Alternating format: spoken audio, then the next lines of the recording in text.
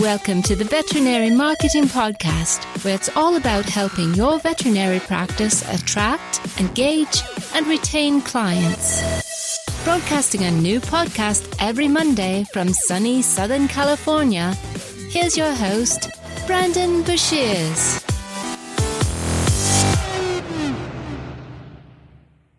Hey there, everybody. Welcome to episode number 145 of the Veterinary Marketing Podcast. I want to say thank you so much for taking the time to listen. I hope you're having a fantastic day. Today, we're going to talk about how to tell if your digital marketing is successful and also how you can improve it. And so this is going to be just a really foundational digital marketing episode.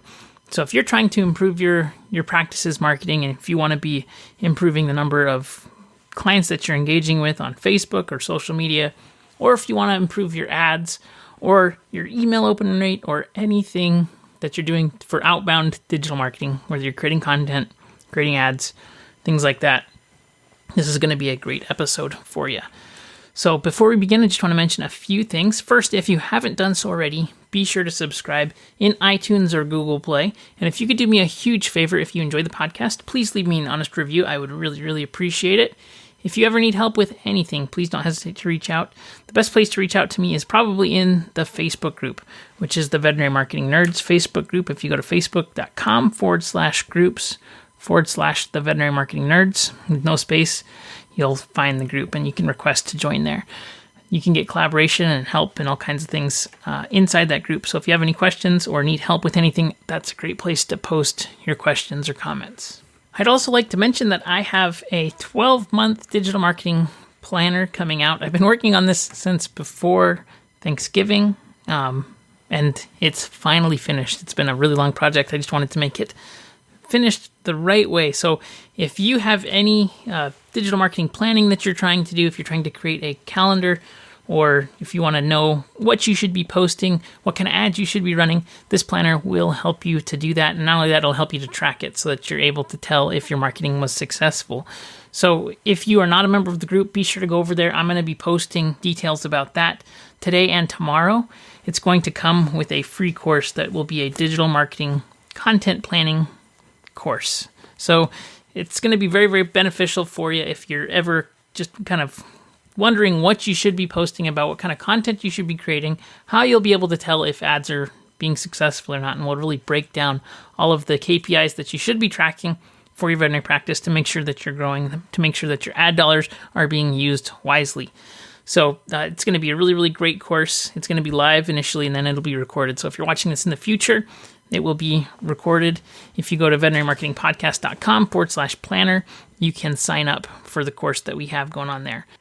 I'd also want to mention this episode is being sponsored by usedvetequipment.com.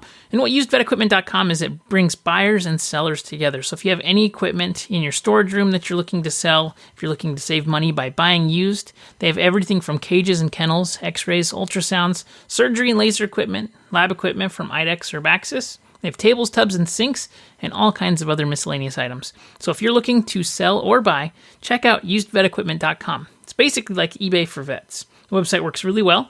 It helps to protect both the buyer and the seller, make sure that everybody's happy. You can head on over to usedvetequipment.com, take a look at testimonials, and see what they have there.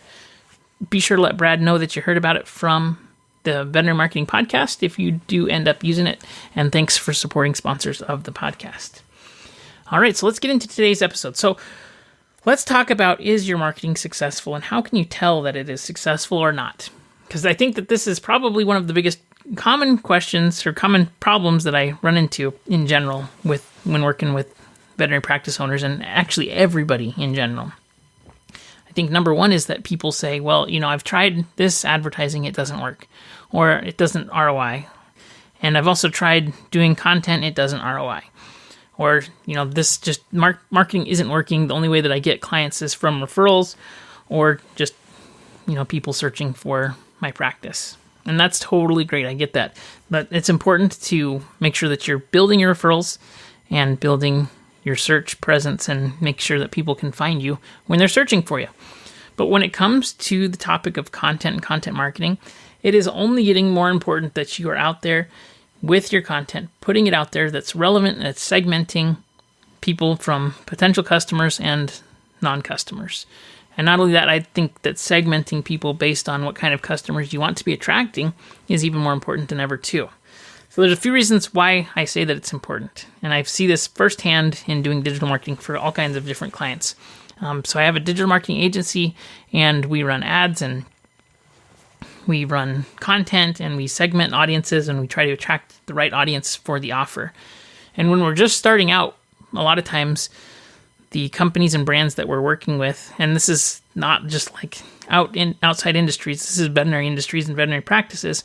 When we're creating content, the take rate of offers, meaning that people who want to actually come and become clients, and finding traffic sources of people that want to become clients and driving people into your practice, it is way more affordable if you have a content plan that works. If you're just starting off and you have no content and you're just going to start running ads to try and get clients, it's going to be a lot more expensive on networks like Facebook and Instagram and these networks that are content-based. And the reason for that is that Facebook and Instagram don't just want advertisers who are only pushing out ads. It makes their product spammy, and it doesn't look good. It doesn't give a good experience for the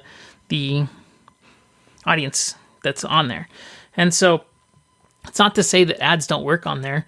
It's just to say that you need the contextual data to give Facebook to say, hey, this is my page, this is what we're about, and these are the kind of people that we're looking to engage with.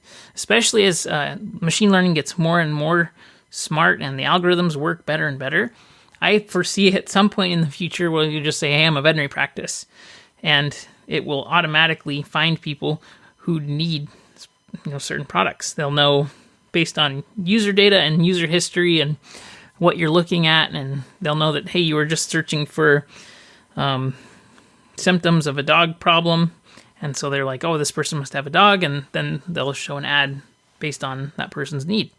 So anyways, that's kind of off topic here, but we're trying to build a case that you need to have content, and that's actually the number one thing that I see with veterinary practices that are successful versus ones that are just kind of getting by right now.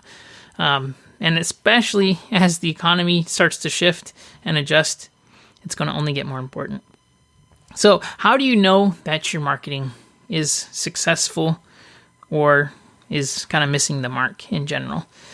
And so setting up specific goals for different kinds of marketing is going to help you to determine whether it's successful or not. Just like you wouldn't judge like a fish by how well it climbs a tree, you're not going to judge all of your content by the same kind of metrics, right? So the content that you create for awareness, for example, is not going to be measured in the same way that content for conversion is going to be measured. So it's important to make that distinction before we begin. So there's 3 steps of driving people into your practice. There's awareness, there's evaluation, and there's conversion. Now, we're talking about content a lot here, and we're talking about building context with clients and getting awareness out there. There are cases where you don't have to go through all of these stages of the funnel. And in those instances, it's where people are actively out searching for new clients. And hopefully this makes sense, because when somebody's searching for an emergency vet near me, they're not going to do the same level of due diligence that they would with just they're hanging out on Facebook. They have a burning desire and a burning need for your product, and so they're going to jump out and come into your practice if you're open and if you're the right one for them, and if they're able to find you. That's an important distinction there.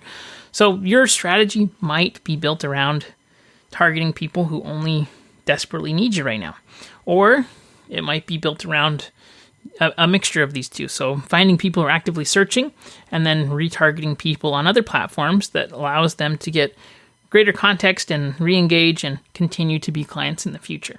Okay, so we have awareness, evaluation, and conversion. And if in order for somebody to do business with you, they have to be aware of you as a business. Otherwise, they'll never come in. Once they are aware of you, they have to evaluate you. And once they've evaluated you, they're going to either make a decision to become a client or not. And if they don't, then you're not a client. But if they are going to become a client, then you hopefully continue to do business with them as time goes on. So each step of the funnel here has different metrics. And just like I said, that famous quote, you won't measure like you wouldn't test a fish on how well it can climb a tree. That's exactly true for your awareness marketing. You're not going to be measuring ROI on awareness marketing. It's important to build an awareness audience because you're segmenting your audience down the road that you're going to be sending traffic to. So especially on Facebook or Instagram, you're trying to cast a wide net to find people that are potential customers or that are in the demographics that you're looking to engage with. And then you're going to measure these pieces of content on metrics that are relevant to that stage of the funnel. So when we're talking awareness, we're talking about like the number of likes on posts, the number of clicks, the number of comments, the number of shares. It's just top level vanity metrics, basically. And these are really easy to measure because you can see the results right away. If you post something, you'll be able to know how many likes it gets, how many shares it gets, how many clicks. Another metric of this is time on site, bounce rate, things like that, right? So it's the very top level, people becoming aware of you. These are important to measure because it is you casting a net out there. And since you're casting a net that you want to be as wide as possible, you're going to want to measure and know how many people typically engage with something and what success looks like. So you're going to have to set a baseline. You don't have to go too far back to set a baseline. With social media posts and things, I usually like to go back about 30 days or so just to see what the typical reach is. And especially if you go back too far in social media, all of the changes that are happening to organic distribution and algorithms and time of year, right? It's a little bit hectic to try and set a total baseline for all time and all history, just because things change so often. So I like to go back about 30 days with social media. Now, if you're doing things like email, your top line awareness metrics are going to be open rates of emails that you send out, and things like that, right? So we're talking about top line metrics. These are the vanity metrics that will just let you know relatively well how effective the awareness marketing that you're doing is. Once we get into evaluation, the kind of metrics that we're going to be targeting are things like number of opt-ins, again, number of clicks, number of specific page visits, maybe to service pages or things like that, number of messages that you're getting, number of phone calls that you're getting. It's basically where people are collecting more data and they're taking the next step. They're giving you more information. They're starting a conversation and they're really beginning the process to hopefully come into your practice. It's important to know what your middle of funnel metrics, which is evaluation, are, because you're able to see where the holes are. And this is really where the holes start to form.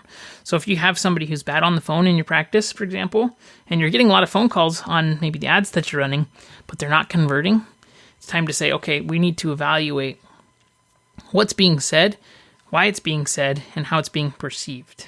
A lot of times, veterinary professionals who are on the phone, they love animals. They're not necessarily a people person.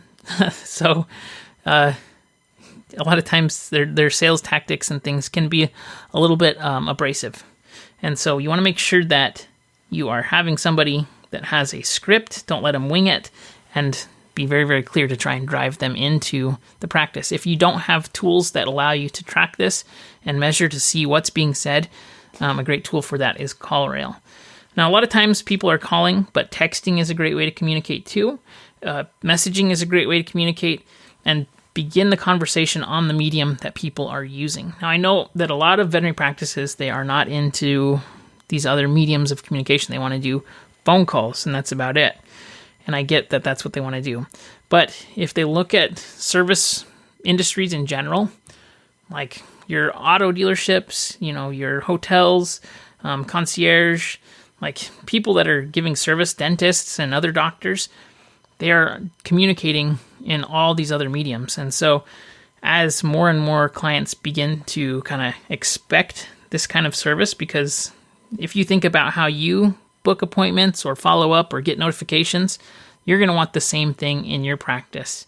And the more communication that you can deliver on the different mediums that people are actually using, then you're going to be able to not only connect with more clients, but you'll be able to kind of stand out from all of the other practices around. So that's just being said that when we're tracking middle of funnel KPIs, these are how many new leads do we have coming in? And of those leads, kind of what's happening with them, what are the conversations that are around those, and how can we manage, track, and measure those middle of funnel analytics. Once we get to middle of funnel, then we are beginning to be able to measure some kind of ROIs. Typically, if we have a campaign that's like building in email opt-ins or webinar registrations or a course registration, something in the middle of the funnel here, then we'll be able to hopefully see some ROI. Because at this point, some people are going to convert just by default. But if you're designing a funnel to drive people into your practice, at the bottom, you're going to have some kind of calls to action. So when you're at the conversion stage of the funnel, you're going to want to be measuring how many sales are happening, what are the average order values of the sales, what's the frequency of the sales, and actual dollar figures of your clients. And so at this point, you're able to apply the additional costs of getting these people into the funnel and figure out what your actual ROI of your campaigns are. But here's the thing. At each step of the funnel, we have different calls to action that are appropriate too. So we need to really think when we're creating a piece of content or we're creating a piece of marketing, what is the one objective? If we could only have somebody do one objective, what is it going to be that we're going to be looking to achieve? And that's how we're going to measure success. If we have any other secondary result from this, so for example, if we're doing a piece of content that's an Instagram post where we're just trying to get a cute picture of a kitten, for example, and we're just wanting to measure what the success of this post will be, we shouldn't measure that in how many appointments are booked. The call to action is not book an appointment now. It's what do you think we should name this kitten? Comment with your guess below, right? We're just casting the net and trying to get engagement so that we can segment who's potential audience for the next piece of content. If you want to be booking appointments with your posts, then don't use an awareness piece of content. Use a conversion piece of content and target people who've expressed interest in what you're showing them. I think that one of the biggest misconceptions in marketing is that you should be trying to sell people in your marketing. I don't think that that's what most veterinary practices should be doing, just because it's difficult to do that, right? If you want to give somebody the desire to take an action that they don't already have, it's extremely difficult. So we want to find people who already want to do what it is that we're offering. They want or they need. And need is even better than want, because they have to have it, what you're offering. So each different piece of these types of content or ads or offers is going to really drive people to different actions. I hope that makes sense. So if we're doing an evaluation piece of content, for example, when we're trying to build our email list, the call to action should be sign up for this email list if you want X, Y, and Z, right? So it's very, very clear that we're not asking for people to share and comment and like and then subscribe. If people share and comment and like as well as subscribe, then those shares and comments and likes are additional benefits. But the real objective that we're going for is email opt-ins, right? And then if at the bottom of the funnel, we're trying to figure out what it is that we're trying to offer people to convert them to come in, we're going to want to measure and have a goal that's measurable. So how many appointments came in for Dental Month from this ad that we're running? And the exact call to action is fill out your name and phone number. We'll give you a special for Dental Month. How many people filled out the form to come in, and how many people actually came in? We're able to measure the revenue from that, and so it's a good conversion goal. It's a good conversion piece of content. So simplifying your marketing so that you're only trying to do one specific objective at a time, not trying to layer in all kinds of objectives where we're building up our page at the same time as building our email list, at the same time as we are driving people to a heartworm prevention, right? Across every marketing medium that you're doing, you should have one goal and one objective, because that gives you clarity. It gives the person who's engaging with the content, and hopefully you're segmenting it, but it's giving that person a very, very clear path on how to take action, what the benefits are for them, and why they should take this action. I hope that makes sense. So when you're thinking about marketing, it doesn't have to be complicated. Let's start with the end in mind. What do we want this piece of content to do? Are we actively building our awareness audience? Are we actively building our evaluation audience? Are we actively remarketing offers to our conversion audiences? I think that that's huge and really, really important. So if you want more help on this, I highly suggest you go to veterinarymarketingpodcast.com/planner, where you can get the free training that I do on content planning. Because content planning, digital marketing planning, and ad planning, really, really important. It gives you some kind of strategy to figure out how to layer awareness ads and offers on top of evaluation offers on top of conversion offers, and how to measure each one of those across each platform that you're doing, including email, including AdWords, as well as Facebook and Instagram and other social platforms. So I hope this was helpful. If you have any questions, if you have any comments, please let me know. The best place to, again, reach out is veterinarymarketingpodcast.com. And you can sign up for the group there.